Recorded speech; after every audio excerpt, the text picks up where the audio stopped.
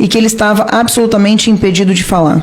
Interessante o caso Marcos Valério não estar sendo tanta coisa julgada com tanta celeridade no Supremo Tribunal Federal e um caso tão grave de assassinato envolvendo tantas pessoas não ser tocado pelo Supremo Tribunal Federal. Então, que fique claro para a população brasileira que a falta de justiça no caso Marcos Valério está nas mãos do Supremo Tribunal Federal. Então, esse sangue está nas mãos dos ministros do Supremo Tribunal Federal.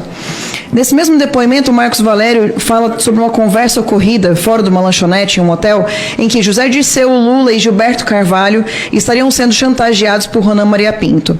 O MP perguntou, no minuto 4.46 dessa entrevista com o Marcos Valério, sobre o passado de Ronan Maria Pinto e se o publicitário conhecia os motivos da chantagem contra o ex-presidente e ex-ministros, e a resposta foi, entre aspas, senhor, ao Ministério Público, senhor, eu gostaria de não responder essa pergunta porque ela é muito... O que eu fiquei sabendo é muito grave. O senhor não vai poder garantir a minha vida, senhor. E aí, num determinado momento, o Ministério Público volta ao tema no minuto 13.18 e o Marcos Valério pede para não responder e diz, eu não quero correr risco. Eu estou preso e numa penitenciária. A pergunta que fica é, o que seria tão grave a ponto de alguém acreditar que o Estado brasileiro é incapaz de oferecer segurança? Qual é o tamanho da periculosidade dessa organização quando sabemos que o Serviço de Proteção à Testemunha pode, inclusive, manter alguém fora do país? Ao dizer que corria risco de denunciar crimes que envolvam o Partido dos Trabalhadores, o PT, do senhor Lula, pelo fato de estar preso em uma penitenciária, o senhor Marcos Valério aponta que o partido tem conexões dentro dos presídios? A gente sabe que tem, inclusive com diálogos cabulosos. A Mara Gabrilli, em recente entrevista à Jovem Pan, que foi, inclusive, passada aqui, disse, o Ronan Maria Pinto, entre aspas, o Ronan Maria Pinto, se não fosse pago, ele ia entregar o Lula como mentor do assassinato de Celso Daniel. Esse é o teor da chantagem, e o Lula pagou. Como é que alguém não tem nenhum envolvimento pagaria? Por que pagaria? O Lula pagou os 12 milhões de chantagem, sim, para o Ronan Maria Pinto calar a boca e ficar quieto. Enfim... eu queria confirmar aqui que, para fins de esclarecimento, é erro tratar apenas da morte do prefeito Celso Daniel. O número de mortos envolvendo apenas este caso chega a 11 pessoas, sendo que ao menos 8 já foram confirmadas a relação. A gente está tratando dos nomes das seguintes execuções por essa facção criminosa. Celso Daniel, o prefeito, Antônio Palácio de Oliveira, o garçom, Paulo Henrique Brito, testemunho da morte do garçom. Irã Moraes Rédoa conheceu o corpo do Celso Daniel. Dionísio Severo, suposto elo entre quadrilha e sombra.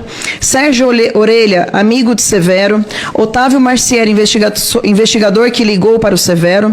Carlos Del Monte Prints, o legista. Legista, inclusive, esse que eu conheci. Tive a oportunidade de conversar com ele. E ele me disse que nunca tinha vomitado nenhuma vez em fazer em verificar um corpo. Foi a primeira vez que ele passou mal durante um procedimento. E que havia indícios, inclusive, de que Celso Daniel foi empalado. E ele não pôde colocar isso por medo. E é a primeira vez que eu falo isso publicamente, eu acho que precisa constar. Infelizmente, a gente não vai conseguir confirmar, porque ele foi assassinado. Então, é só a ponta do iceberg. Essa série de execuções podem ter sido apenas a ponta de iceberg de um esquema gigante construído pelo Partido dos Trabalhadores. Em delação premiada, o senhor Marcos Valério aponta diálogos que teve como processos o PT, que revelavam que facções criminosas, leia-se PCC, lavavam dinheiros em empresas de transporte urbano e jogos. Transporte urbano esse que o senhor Alexandre de Moraes teve relação de advocacia com essa empresa. E uma vez eu falei sobre isso em uma entrevista da relação do senhor Alexandre de Moraes com esse transporte urbano que tem relação com o PCC. Em seguida que eu saí dessa entrevista, Sóstenes, eu fui abordada por pessoas, senhores, que me entregaram uma carta dizendo que eu teria que pedir desculpas publicamente. E que eu fui tentar procurar esse vídeo hoje não existe na internet, era uma entrevista que estava sendo divulgada online. Não vou falar aqui sobre onde foi, porque essa empresa também está tendo problemas, essa empresa de comunicação está tendo problemas com o Supremo Tribunal Federal, e foi abordada e disseram o seguinte: você vai publicar esse pedido de desculpas hoje ao Alexandre de Moraes e não volte mais a falar do assunto. Eu fiquei calado durante 3 anos, isso foi há 3 anos atrás, mas eu acho que é importante voltar a falar, porque, sinceramente, a gente chegou num ponto em que não dá mais para ficar quieto e aguentar essas pressões. Hoje eu já tenho proteção da Polícia Federal, então me sinto à vontade para falar sobre a ligação do Alexandre de Moraes com o PCC.